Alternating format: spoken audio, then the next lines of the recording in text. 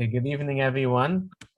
Thank you for joining us once again at the Fifth Avenue Synagogue Sunday Lecture Series. Last week was International Holocaust Remembrance Day, and although the events of that tragic era have, thank God, passed decades ago, the lessons of anti-Semitism, faceless hatred, indifference to the suffering of others still need to be heard today. Unfortunately, nowadays, it seems like on a regular basis, there are incidents and reports of various anti-Semitic attacks. And in honor of International Holocaust Remembrance Day, we have the privilege to hear from Michele Gold, author and past chair of the Holocaust Museum in Los Angeles. Carol Goddard, co-chair of the Fifth Avenue Synagogue Women's Club, will formally introduce this evening's speaker. Carol and her husband, David, who popped in there for a second, are beloved members of the Fifth Avenue Synagogue. They both do a tremendous amount of chesed, acts of kindness behind the scenes to members of the community, always quietly, without fanfare. And they regularly attend Fifth Avenue Synagogue services, also always with a smile and a pleasant demeanor. We wish them only good health and nachas from their wonderful family. Carol, we call upon you kindly to begin this evening's program. Thank you. So it's with great pleasure that I introduce Michele Gold. I'm Carol Goddard. I'm the co-chair of the Women's Club. And tonight's speaker is in honor of International Holocaust Remembrance Day. Michele and I were close friends growing up in London, and I was really thrilled when she agreed to talk to us tonight about the Kindertransport that saved the lives of so many children in Europe. Michele's mother left Europe at the age of 15 on the Kindertransport. When growing up, in our teenage years, I didn't even know that she was part of the Kindertransport. And Michele's done a lot of research and has authored her book, Memories That Won't Go Away. And she has dedicated this book in tribute to the children of the Kindertransport. Michele is not only an author and playwright, but also the past chair of the Holocaust Museum in Los Angeles. It is an honor and privilege to have her join us tonight. So I'm so proud to be friends with her. And I ask you all to welcome Michele Gold. Thank you, Carol, and thank you, Rabbi, for your introduction, and thank you, Rachel. It was a pleasure to work with you and also with you, Sheila. It's an absolute privilege to speak here at the Fifth Avenue Synagogue this evening, and to be introduced by you, Carol, is very, very special, and also to get a glimpse of David earlier on was a bonus. So thank you for that, David. Our friendship goes back many decades, and it's an honor to be here as your guest and a guest of the Fifth Avenue Synagogue community. It is also a great privilege for me to address you this evening as we reflect back to last Thursday, January 27th, which marked the 77th anniversary of the liberation of Auschwitz-Birkenau. Auschwitz survivors and Holocaust survivors, dignitaries, communities across the globe paid tribute to the memory of the 6 million Jewish victims and millions of other targeted groups who were victims of the Holocaust. It was a day we reflected on the very depths humanity can sink to. And for many of us, it was a day we remembered our own loved ones and all the victims of the Holocaust. I don't think there has ever been a more critical or important time to teach the lessons of the Holocaust. And as a community, we have never been more challenged. Anti-Semitism continues to be on the rise as we witness a disturbing decline in awareness of the Holocaust. Conspiracy theories, hate speech, and racism is no longer the exception. Ignorance of the past is enabling online misconceptions to thrive. Jews around the world are being targeted. It is becoming a global challenge. Our mission to commemorate the past and to educate into the future is more urgent than ever before. Distortion and denial circulates at a faster rate than the truth. Jews were murdered because of anti-Semitism, but anti-Semitism did not perish in the Holocaust. Our challenges make us stronger, knowledgeable, and inspires us all to continue our goal of teaching our students, our educators, and our communities the lessons of the Holocaust. We must guard against racism and discrimination in all its destructive forms and pave the way for our future generations. When I reflect on future generations. My mother was born in Leipzig, Germany in February of 1924. She left on a Kindertransport in March of 1939. She had just had her 15th birthday. I often share her story because it's about a young girl who, in spite of the trauma of being separated from her parents and family at such a young age, and her ultimate pain of loss and all the challenges that faced her, was the most positive person I ever knew. I don't think my mother ever forgave Germany for taking her parents and other members of our family and robbing her of her childhood. And she was always so grateful to Great Britain for the lifeline she was given and for having been given a chance of a good life. And she lived it always with decency, kindness, and respect. And I will always be grateful to her for teaching me the true values of life that I try each day to live up to. My mother's journey on the Kindertransport to safety in March of 1939 was known as the Refugee Children's Movement, today known as the Kindertransport Program, which is the topic of my talk with you this evening. And if I may now, let me please take you back to the early 1930s, to what I sometimes refer to as the world that was. The world that was for Jewish people living in Europe. In the early 1930s, approximately 9.5 million Jewish people lived in Europe. They lived in close-knit communities. Their family life was paramount, as was their religious traditions and education for their children. The most common language spoken was Yiddish. Jewish people living in Europe lived a comparatively quiet life until January 1933, when Adolf Hitler was voted in as Chancellor. Very soon after he was elected, he appointed Joseph Goebbels to be his chief propaganda minister, and discrimination against Jews began immediately. It wasn't just Jews that they wanted to flush out of Europe. It was gypsies, it was blacks, homosexuals, people with disabilities, Jehovah's Witnesses, and political opponents of the Nazis.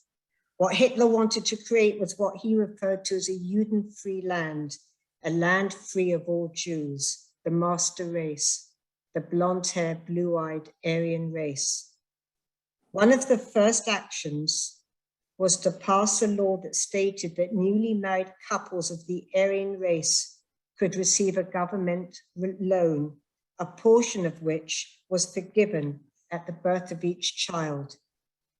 This law was clearly to encourage newlyweds to have as many children as they could to increase the Aryan population. In September 1935, the Nuremberg laws were passed into effect, legalizing anti-Semitism. Approximately 400 laws were written against Jews. Jews were deprived of their rights, stripped of their citizenship, and therefore no longer had the right to vote. Life became increasingly difficult. Jews were restricted from purchasing certain food items in supermarkets, and they were persecuted in schools, in shops, offices, and in some cities there were signs displayed saying, "Jews not welcome." People were taught to recognize who was a Jew by propaganda. It was instilled in schools. Children were given school books that depicted Jews, distorted and illustrated as monkeys and as vermin. Posters were pinned on street corners, shop fronts, and storefronts, characterizing the facial features and profiles of the Aryans as acceptable versus the facial features and profile of the Jew that were unacceptable. Life became increasingly tough, and many thousands of Jews were anxious to leave their hometowns. In July of 1938, the Evian Conference was convened in Evian, France, and around 29 to 32 country representatives met to discuss the Jewish refugee crises. Countries were unwilling to ease their immigration restrictions. Most countries felt that if they increased their refugees, it would cause further economic hardship. And it was decided they would not open their doors to resettled Jews who were desperate to leave for their safety, because it would be a lot easier to turn a blind eye. There are many, many posters in many Holocaust museums where you see an illustration of a Jew sitting on a backdrop of a swastika that nobody wanted, with a post that says, "Not for Jews." 4 months after the Evian Conference was November 7th of 1938.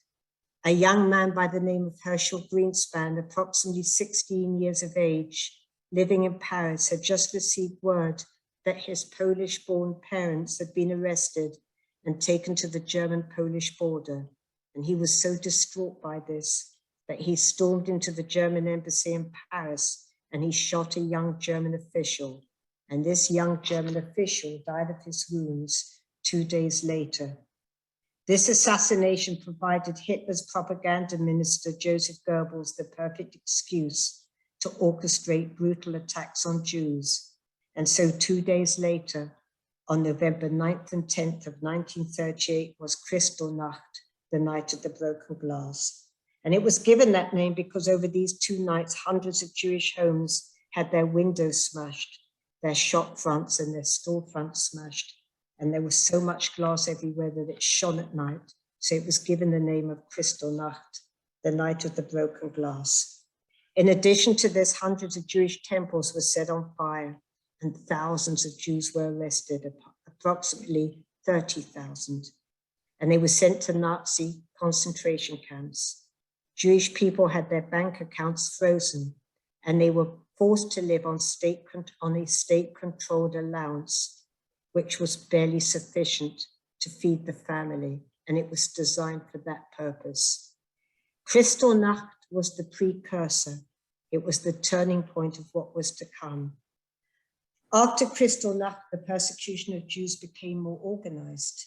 Jewish people knew they were in immediate danger and they were very frightened. They were frightened for themselves, but more so for their children. The pivotal event of Kristallnacht shocked people outside of Germany into some action to help Jews. Within 3 weeks of the statewide terror of Kristallnacht, a plan was put together in England. It was put together by the Quakers, the Christian movement, religious organizations, refugee agencies, and influential leaders. And they came together to the Central British Fund for German Jewry, which today is known as World Jewish Relief. And this plan was called the Refugee Children's Movement, later known as the Kindertransport. All these leaders came together and organizations, and they lobbied Prime Minister Neville Chamberlain and his government. And it was decided within 3 weeks that England would open their doors to all the children between the ages of 2 years up to 17 years of age. Not the parents, not the families, but just the children. And it was a very, very strict quota. It had to be 2 years up to 17 years of age. These children did not need any visa immigration requirements, just 50 sterling pounds. And 50 sterling pounds back in 1938 was a great deal of money. So if you didn't have it, you had to try and raise it pretty quickly. The purpose of the approximately 50 sterling pounds for each child was so they wouldn't be a burden to the state.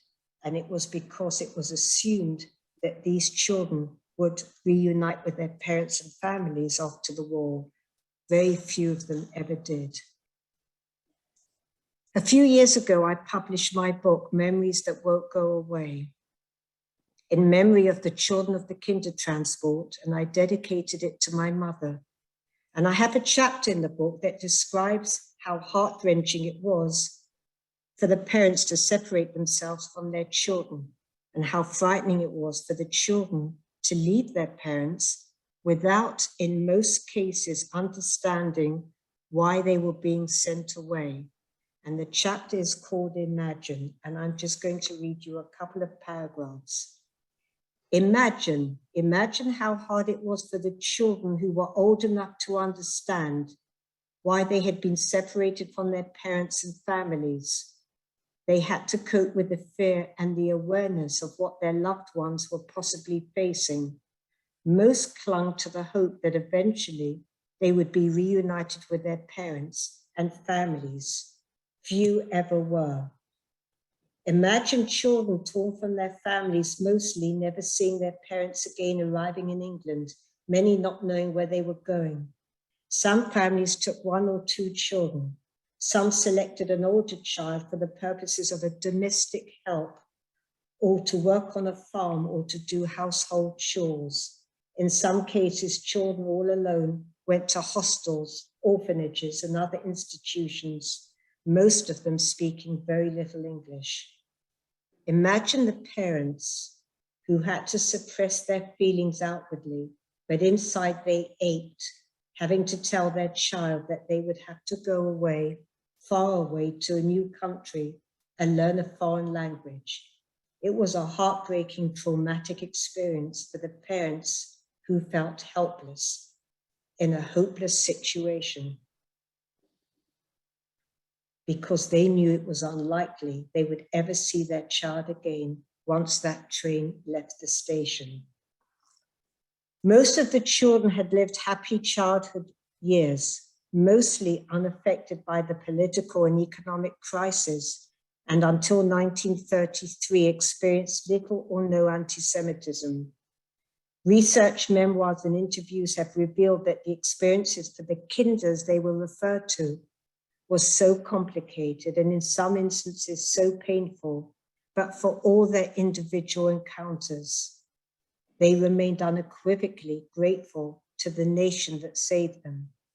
Many of these children of the Kindertransport did not consider themselves as survivors, and perhaps if they had, they would have had a chance to somehow heal a little, and it would not have remained so raw for most of their lives. The first Kindertransport left from Berlin with about 200 children on December 1st of 1938. Most of these 200 children were from an orphanage that had been set on fire during Kristallnacht. Between December 1st of 1938 and September 1st of 1938, most transports left from Berlin, Vienna, Prague, Hamburg, Danzig, and other major cities.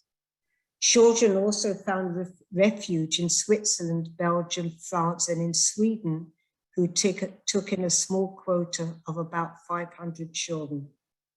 The last known Kindertransport left from the Netherlands in early May 1940, before Germany's invasion on or about May 15 of 1940.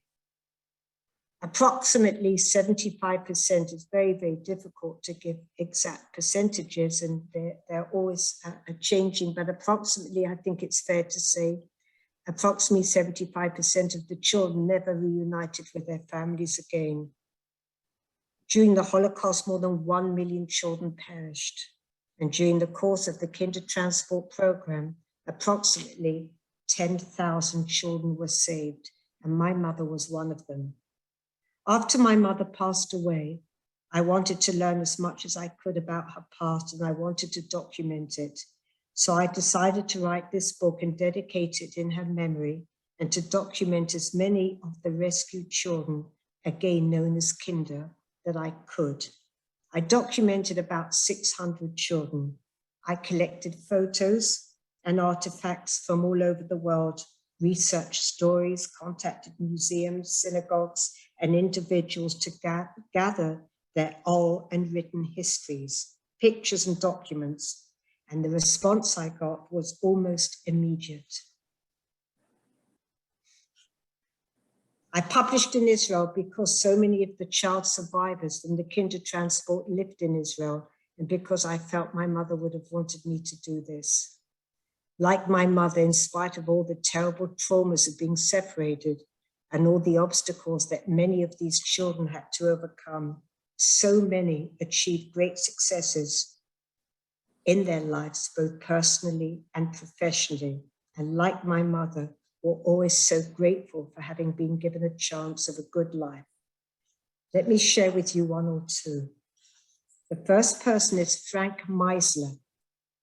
Frank Meisler was born in Danzig, Germany. He left Germany on a Kindertransport in August 1939. In total, 4 Kindertransport journeys left from his city. Frank was on the last one, and it saved his life.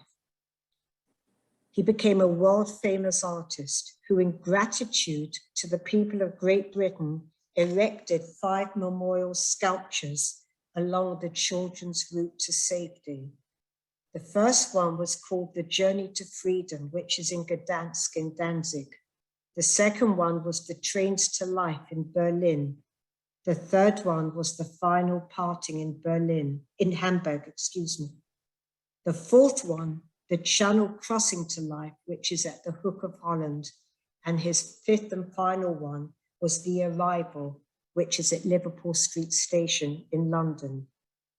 Frank passed away in 2018, just about 3 or 4 years ago.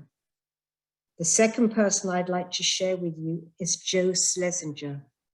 Joe was born in Vienna, raised in Czechoslovakia, and lived in the center of Bratislava. He left to England in July of 1939. He became a renowned Canadian journalist. He won numerous awards, honorary doctorates, and a Lifetime Achievement Award from the Canadian Journalist Foundation. Joe passed away approximately 2 years ago. And Dagmar Simova. Dagmar Simova is the first cousin of former Secretary of State Madeleine Albright. Dagmar was born in Czechoslovakia. She was supposed to leave with her sister, but her sister broke her leg and she couldn't travel. Dagmar left on one of the Winton trains, the Nicholas Winton trains, and she traveled with her lifelong friend, Alice Klimova, on one of the last trains. Dagmar's transport number was 298. Her sister and her parents perished. After the war, Dagmar returned to Prague, married and had 2 children, and worked as a translator. She is documented in my book, as are many, many successful judges, lawyers, public officials, scholars, inventors, artists, businessmen and women. When I moved to the United States many years ago, about 33, 34 years ago, it was a very reflective time for my mother. So she decided to write a memoir, which I have recorded in my book without changing a single word. And I'm going to share with you, if I may, a brief extract from her memoir.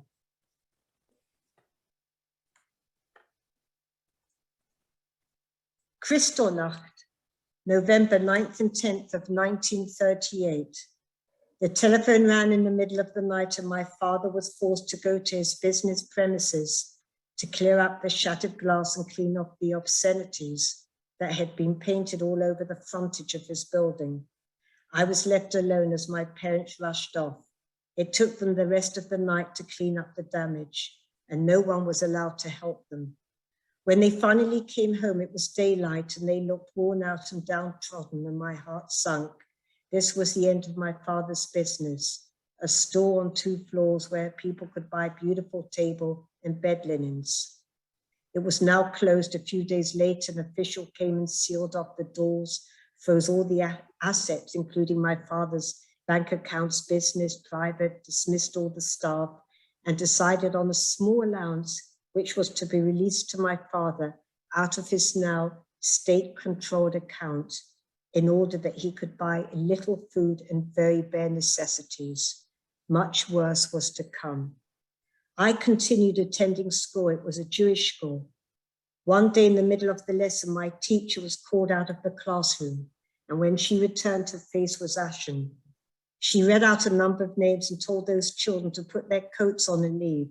And then with tears streaming down her face, she told the rest of the children who had not been named to go home quickly and as quietly as possible.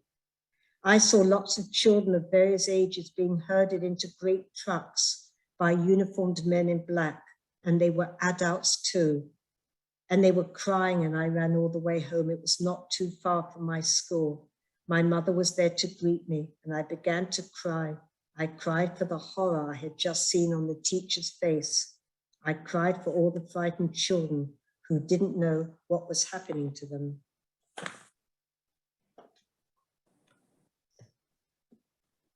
And I cried for my parents, who for the very first time ever could not make everything all right for me. And I cried because my world was shattered. My school was closed. No more school, no more friends. No one ventured out of their houses. And then one morning they arrived. Men, swarms of men armed with enormous sticks, charging into Jewish homes, beating up men, women, and children, breaking and destroying everything in sight. My parents had again been ordered to my father's business where more damage had deliberately been inflicted. Somehow they managed to contact me to tell me to leave the house at once and meet them at a special place. I was so terrified. I walked out of my home straight into a mob of perhaps 20 men, and they were all wielding great sticks, spitting and shouting obscenities to me. And again, by the grace of the Almighty, I was allowed to walk away and continue walking until I reached the hiding place where my parents and I stayed with relatives. We could not return home for some time, so we went into hiding with relatives who took us in. Very soon after this, a letter arrived from Glasgow, from the family that my parents' brother and I met while holidaying in Holland, inviting me to join them in Glasgow. Fred and Annie Nettler promised to treat and love me as their own for as long as I needed to live there. So it was decided by my mother and father that they would send me away to safety, and after many applications, permission was given for me to leave Germany. I always remember how my parents tried so hard to see that I was well dressed and not short of anything. I was old enough to know that they must have denied themselves a great deal. I remember my keys being packed and the plans we made for when my parents would join me in Great Britain. I remember the night before I was to leave, I was preparing for bed and having my bath when my mother knocked on the door and came in. She sat on the edge of the tub and suddenly she said, trying to explain, "We are sending you away only because you know it's easier for us to move around if the need arose, knowing that you're safe." And then she put her arms around me and held me close. The day I left on the Kindertransport, my mother, who normally was so emotional, hugged and kissed me and smiled, and my father, always so strong, hugged and he held me very tight. It was so hard for me to be strong and not to cry. I knew they could not have bared it. So I fought back the tears but could not stop the ache in my heart. I boarded the train, and that was the last time I ever saw them. My brave, brave parents. I'm absolutely certain they knew what was to be, and it was only many years later that I fully understood what our parting had cost them. The importance of my research then and today in the telling of hundreds of stories of rescued children in my book is not only to bring the Kindertransport to light, to young people and others who are not familiar with it, but it's also to help people like me who have gaps in their own family history. And now that time has marched on, and as much as I always feel I have big shoes to fill, and as difficult as it sometimes is, I believe, in my view, now is the time for the second generation to step up and learn and understand their mothers, their fathers, or both their parents' past history and experiences. The future is fast becoming the present, and our voices matter, and matter more than ever. And although as a second generation we cannot bear witness, we can do our best to share our family stories so they're not forgotten and they don't become a footnote in the history books. During the course of my research for my book, I discovered that between July of 1940 to April of 1942, my mother wrote about 40 postcards, some from Glasgow, Scotland, and some from London. She wrote them to her uncle and aunt who lived in Zurich, Switzerland, in the hope that they'd be able to reach her parents to let them know she was well. And in turn, she hoped they would be able to let her know that her parents were well. The postcards are filled with expressions of hope, yearning, and anticipation to reunite with her parents. The correspondence also indicates the isolation felt by my mother, similar to that of many of the Kindertransport children, as they were so far away from everything and everyone they knew. After 1942, as the postcards indicate, my mother never heard from her parents again. They were last documented in Krakow, and they likely perished in the Rzeszów ghetto in Poland in or after 1942. It's a mystery for me and my family that the postcards that were sent to her uncle and aunt in Switzerland somehow ended up in an auction house in New York, where the entire collection were purchased by a man called Charles Applebaum, who was an avid dealer in rare books and Holocaust memorabilia and collections. He often, apparently I did manage, I was very, very fortunate to find his wife, and we had many, many conversations. And she shared with me that he went to many, many auctions, and anything that was Holocaust related, he would bid on. In August of 1992, Charles Applebaum donated the entire collection to the United States Holocaust Memorial Museum, and this is where they are today. Sadly, for me and my family, we never knew these postcards existed during my mother's lifetime, and because of this, I don't think we ever really fully understood the sadness my mother may have lived with from such a young age, and possibly throughout her lifetime, never knowing or hearing from her parents and pretty much most of her family again. Out of the approximate 40 postcards she wrote, only one postcard did not meet the strict censor requirements, and so it arrived blanked out. I've most recently written a play actually inspired by the discovery of her postcards, and the play is called Love in a Postcard, and I wish I could take credit for the title of the play, but unfortunately I can't, because I think it's a wonderful name, and it was actually inspired by my partner in this effort. And we are beginning to cast the play now, and we plan to get it translated into a few languages, at least 2, and then use it as an educational tool. And hopefully, COVID permitting, we will stage it this year. In addition to the thousands of stories of Kindertransport children, we must never forget the Kindertransport rescuers. And one of the most renowned rescuer was Sir Nicholas Winton. In December of 1938, as trains were leaving out of Germany and Austria, there was no comparable rescue effort in Czechoslovakia. At that time, Nicholas Winton was a stockbroker. He was a single guy, a stockbroker, 29 years old, living in London. And he was busy preparing for a skiing trip with his best friend, Martin Blake. Martin Blake, in the meantime, had taken a short trip to Prague in Czechoslovakia because he wanted to visit his friend, Doreen Warner. And Doreen represented the British Committee for Refugees in Czechoslovakia.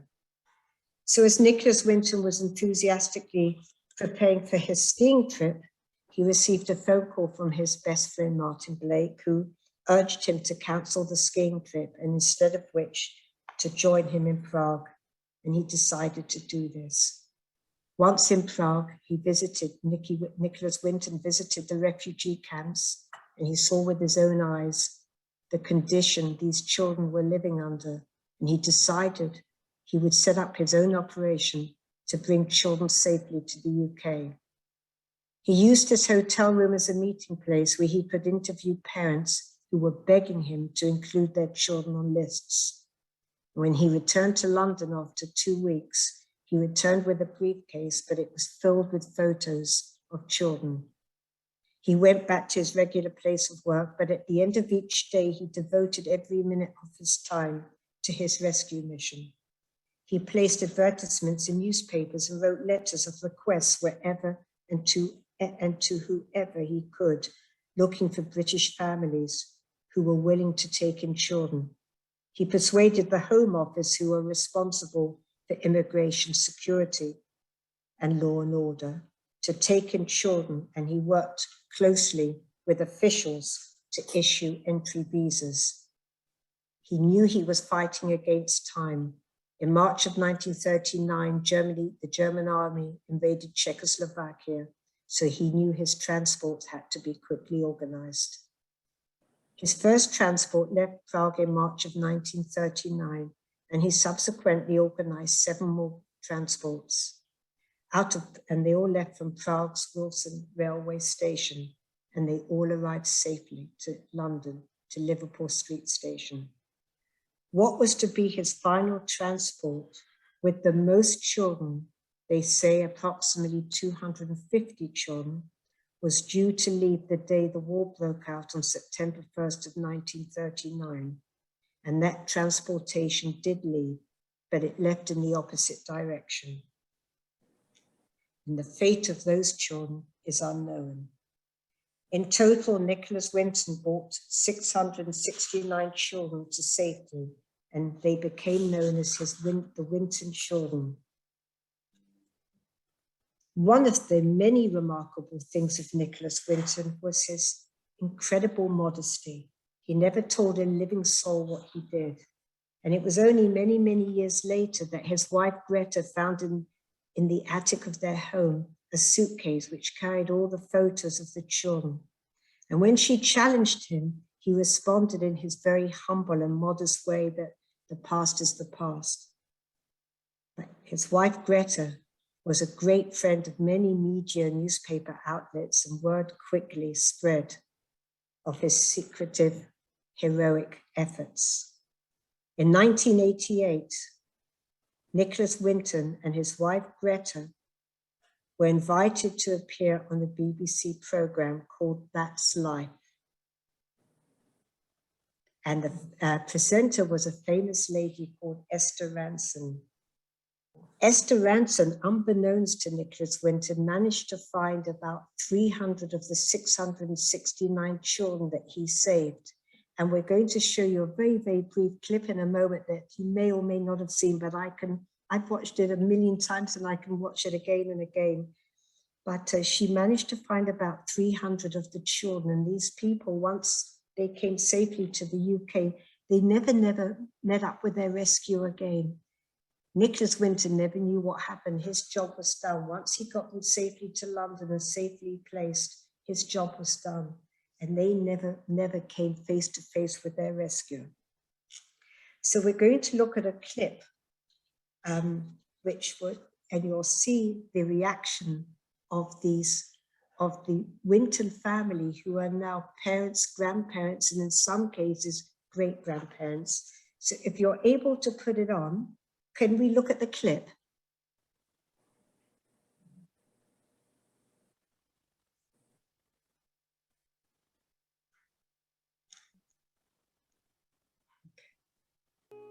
All the letters. But back here is the list of all the children. This is Vera Diamond, now Vera Gissing. We did find her name on his list. Vera Gissing is with us here tonight. Hello, Vera. And I should tell you that you are actually sitting next to Nicholas Winton. Hello. And it was just so wonderful, so terribly, terribly touching.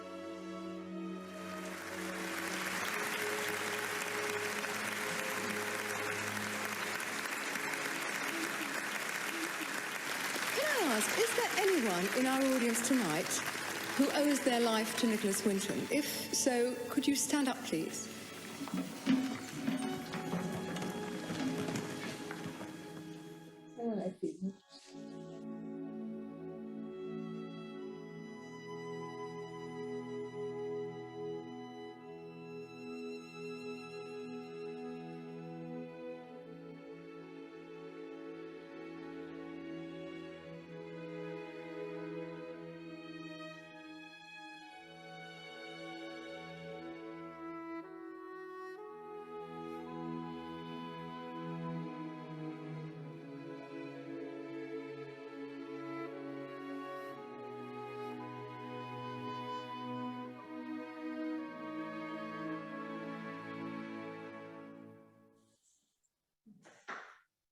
Thank you, Sheila.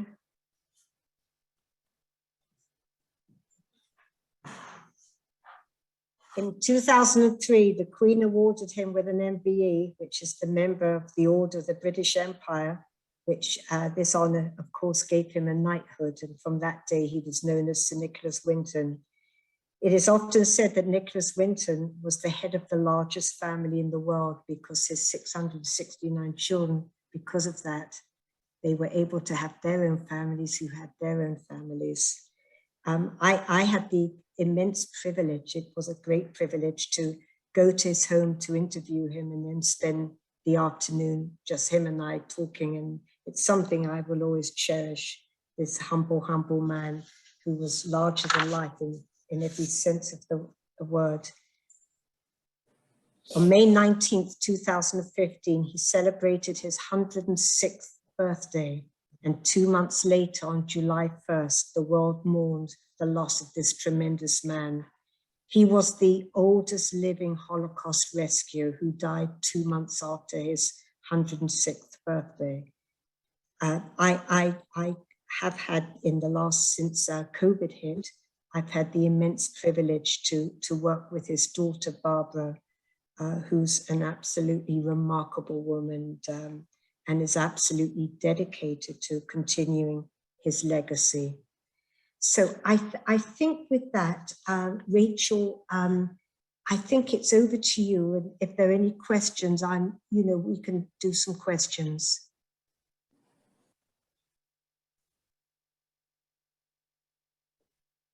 Thank you so very much. And let me begin also by thanking Carol and the men's and women's clubs for sponsoring the program tonight and for reaching out to Michele to arrange her participation. Carol and David, who I see there, you do so much for the shul, and we're very grateful to you for tonight and for everything that you do.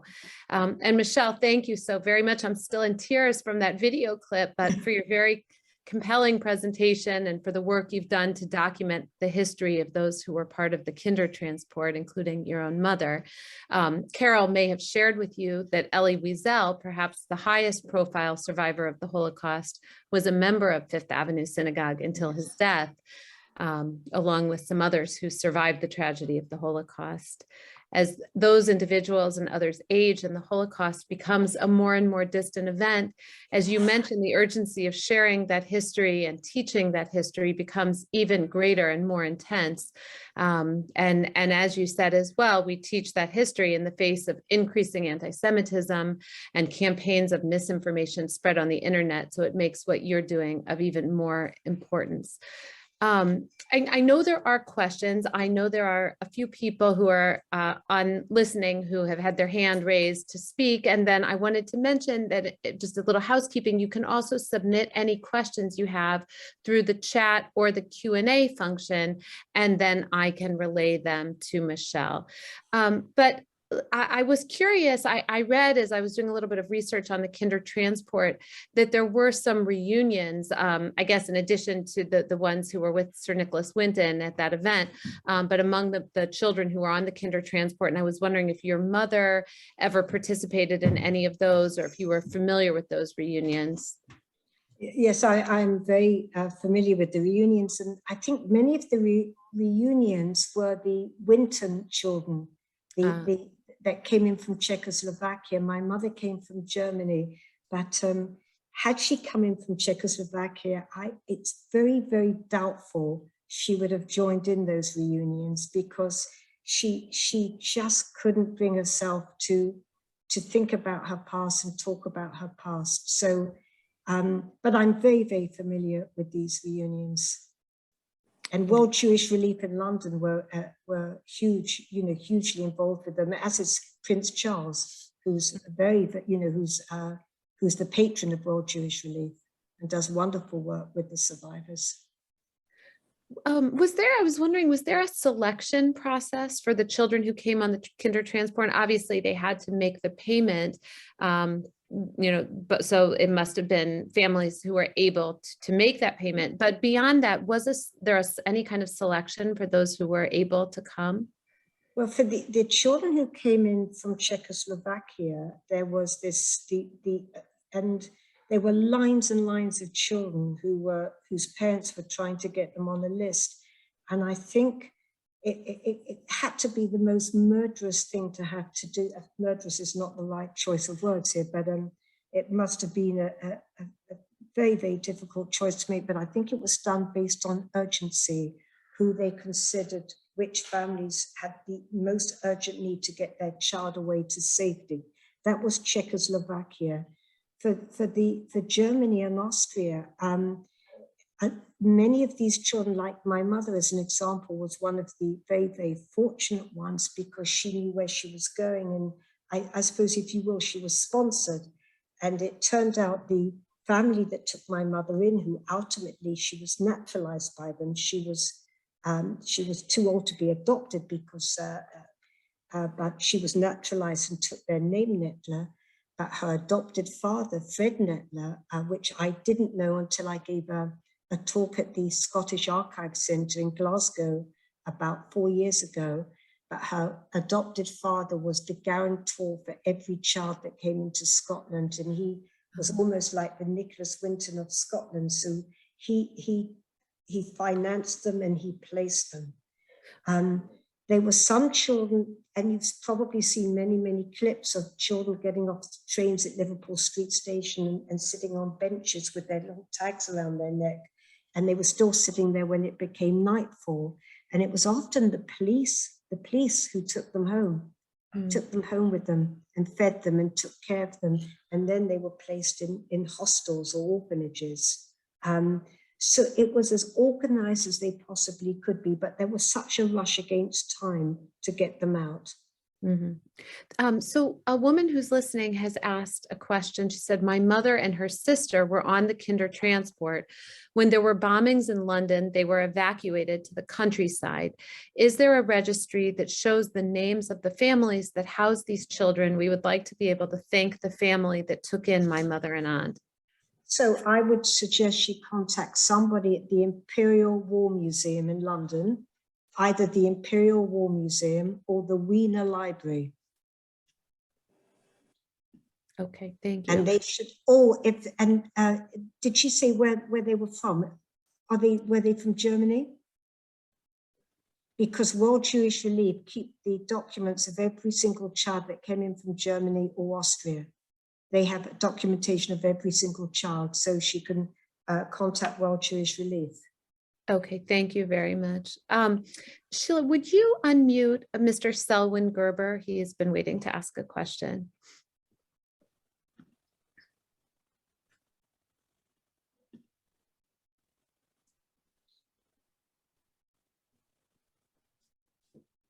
Mr. Gerber?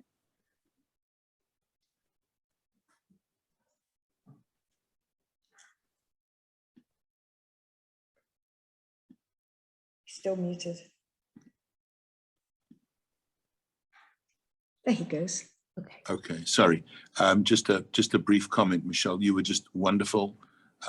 Your sincerity, the depth of your feeling, communicated so clearly, brought it to reality for many of us who've just heard about the Kindertransport. Thank you so much for making it real and making the pain real as well as the memories. Thank you. Thank you. Thank you for those wonderful words. Michele, in the bigger picture of the Holocaust, what was it about the Kindertransport that made it quite so important? For me? Mm-hmm. Are you talking about for me personally? Yeah, for you or... For me, I think it's a wonderful question you ask. You know, there is not one aspect of the Holocaust that isn't important to me. There is not one aspect. Every single part of our history, our Holocaust history, is vital for me, and I'm totally dedicated to it. The Kindertransport, well, you know, my passion for Kindertransport was because of the passion and love I had for my mother, and how it all started with me is I worked with a Holocaust survivor who's a very, very dear friend of mine. Her name is Gabriela Karen, and she was born in Bratislava. And after the war, she actually went to Israel, and then she moved to Los Angeles, which is where she is today. And today she's an artist, a sculptor, very, very, very talented. And I hope I'm not going off the question, but I just want to add this. And she came to me one day to say she had this wonderful idea of creating a sculpture of children's trains. And I said, why don't you carve out some windows and we'll put real life faces in? So that's what she did. And I collected these wonderful, wonderful faces, about 600 of them, and some were groups of children. We exhibited at the museum. And when I saw the students coming into the museum and I saw them staring and looking at these colorful carriages, and I saw their faces, and some of these children, it's not happily ever after for many of these students, and they came in and they saw these children who could have been their ages, and they probably were their ages, and yet the story gave them so much hope.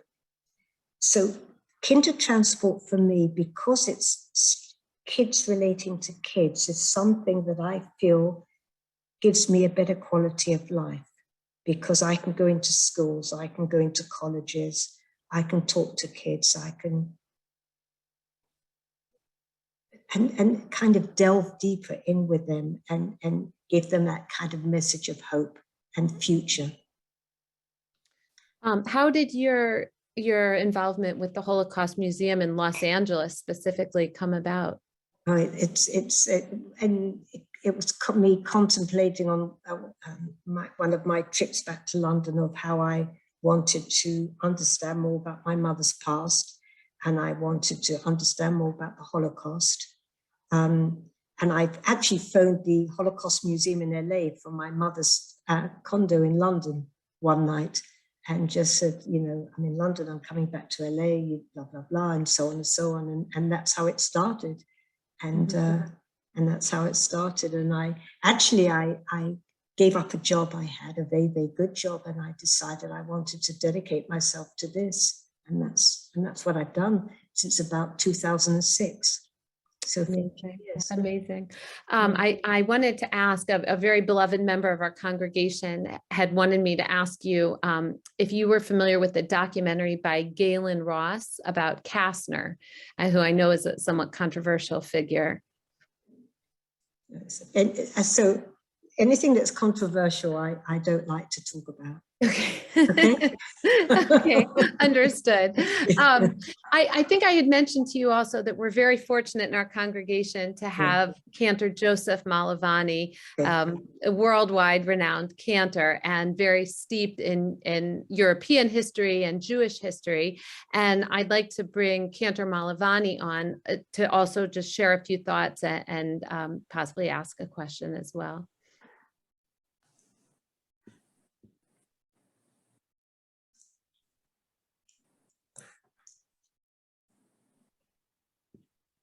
Sheila, would you help me with unmuting Cantor Malavani?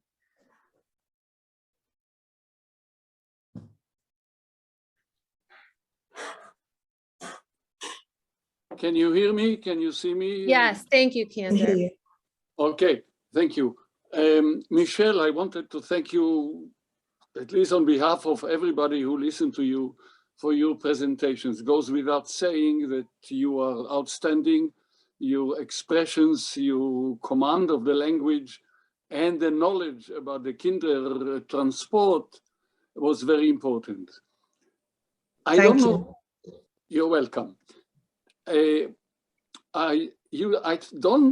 not sure that you realize that your presentation this evening for the Fifth Avenue Synagogue has an extremely important meaning. The first rabbi of the Fifth Avenue Synagogue became the British chief rabbi, and that was Rabbi Jacobowitz, Rabbi Emanuel Jacobowitz, who I was very, very close with, because I was a chazan at the Edgware Synagogue for 5.5 years. It's a long time. I am now into my 49th year at the Fifth Avenue Synagogue. Rabbi Jacobowitz was also on the Kindertransport. Yeah. And it was also as I'm sure you know, but we didn't hear it from you, but that's okay. There is a lot to say, of course. Rabbi Dr. Solomon Schonfeld in England, whom I knew very well. He established after that the Hasmonean schools, and he was very much the leader of the movement of the Kindertransport. Whilst, of course, Sir Nicholas, whom I met a couple of times in my days in London, was obviously, he was a tremendous power, but it was Rabbi Jacobowitz who was the first rabbi at the Fifth Avenue synagogue. I worked with him in London. Rabbi Jacobowitz told me a lot about his experience in the transport. I'm sure you know, he was born and grew up in Königsberg, and Königsberg was Germany. Today it's part of Russia, which is called Kaliningrad. And his father was the rabbi of Königsberg, Rav Yoel Jacobowitz. Rabbi Jacobowitz's first name, Immanuel, was because his father, Rabbi Jacobowitz's father, liked very much the philosophy of Immanuel Kant. And when I sat with Rabbi Jacobowitz, he says, well, whatever my father said, that's correct. And so I wanted really to call to your attention and to ask you that you see, in America, people are not really familiar with the Kindertransport, because I'm sure you know all about it. In America, they are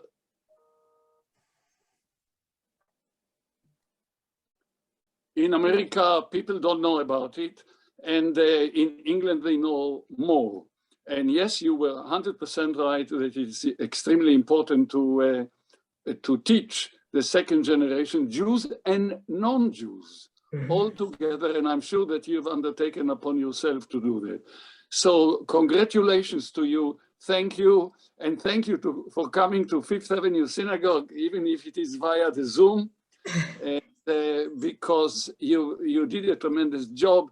But I wanted really to make that point about Rabbi Jacobowitz, because it puts things together. Thank you. I'm so grateful for what you said. And a few things I want to say. I knew Rabbi Jacobowitz. I knew the family. In fact, I used to take his daughter to school. I actually went to Hasmonean. Are you talking about Esther? I think it was her, the daughter. I mean, the daughter. Esther. It was many, many years ago. And my school I went to was Hasmonean. I went to Hasmonean school. That was my school. And what you say about the Kindertransport, and I'm so glad you brought that up, because I admitted to say that one of the reasons Kindertransport was so important was exactly what you just said, that it's something that's not known as well in the States, because the children pretty much went to the UK. So how could it have been? But and I really, value everything you've said. You've brought back some very special memories, and I do have some books on Rabbi Schonfeld, and he did a fabulous job placing children and taking care of children. Yeah, thank you. And thank you to Carol for bringing you to us, Carol and my friend David, and hopefully we'll see you. Are you at the moment in London, or are you in Los Angeles? LA, in Los Angeles. Yeah, Los very Angeles. good. Okay, Yes. very good. Hopefully we'll see you in Los Angeles. Hopefully we'll see you all in Los Angeles. Yes, I've been there many times. I've sung there many. Yeah. Okay. All right. There is actually a follow-up question about Rabbi Schonfeld. Someone has asked if you know where the records of his Kindertransport are located. I think if the children under Rabbi Schonfeld's care came in from Germany and Austria, they will be at World Jewish Relief, because they are the keepers of all the records of every child that came in from Germany and Austria. Thank and you. I can offline give you the information. Michele, you've done so much personally to keep this history alive and to teach it to others. Are there any concrete steps that you would recommend the average citizen takes? In as much as? What should You know, they do? just to make sure that the history of the Holocaust is passed on to future generations. You know, I just think Holocaust education, good Holocaust education, is the most powerful tool we have to combat anti-Semitism and racism in all its forms. So I think we all have to be vigilant. We have to keep our history alive. We have to keep our history alive. Yes, and of course, it becomes more critical than ever to keep it alive in the public consciousness Exactly. as time passes. Right, Well, exactly. thank you so much for this amazing presentation tonight. Now, I thought I would close with just a short quote from Ellie Wiesel from his memoir, Night, where he wrote of the Holocaust as part of the past that belongs to our collective memory. And he stated, to forget would be not only dangerous, but offensive. To forget the dead would be akin to killing them a second time. And what you've done is really such a gift to all of us and to keeping this alive in the collective memory. So I thank you, and I thank you for spending the evening with our community. Okay. Thank you, Rachel, Carol, and David. Mwah. Take care. Bye, everyone. Thank you. Wonderful. Thank you. Thank you.